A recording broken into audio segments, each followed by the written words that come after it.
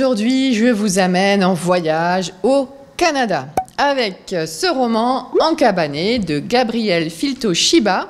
Alors c'est une autrice, une traductrice qui a écrit toute une trilogie.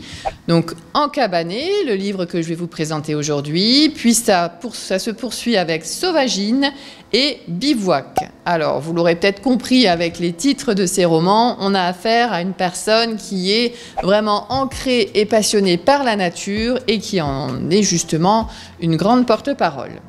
Alors, Gabrielle va comme ça nous raconter une histoire qui est inspirée de son histoire à elle, puisqu'en 2013, elle va quitter Montréal, cette grande ville, et son rythme très effréné, pour un rythme et une qualité de vie beaucoup plus lent, beaucoup plus près de la nature.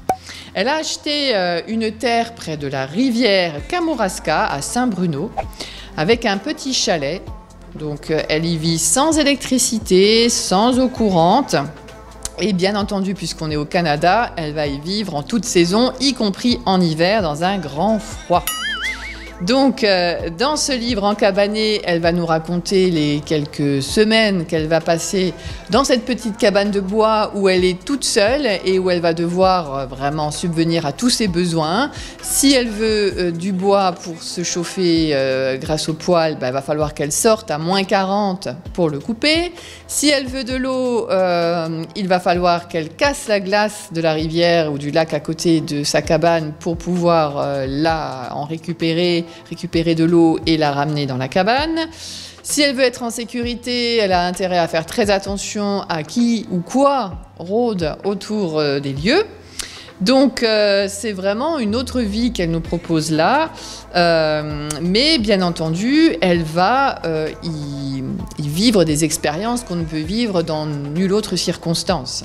Elle est loin de tout, elle va nous livrer ses impressions dans ce livre avec des petits récits, mais aussi des petits dessins, des listes.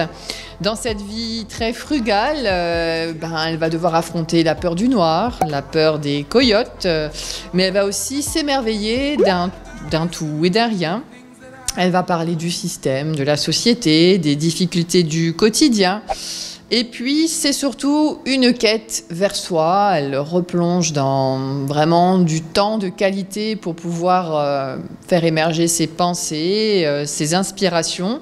C'est vraiment une histoire de retour aux sources que nous propose ici Gabrielle Filto-Shiba. Et bien voilà pour moi, j'espère que vous allez passer de bons moments de lecture et je vous dis à très vite.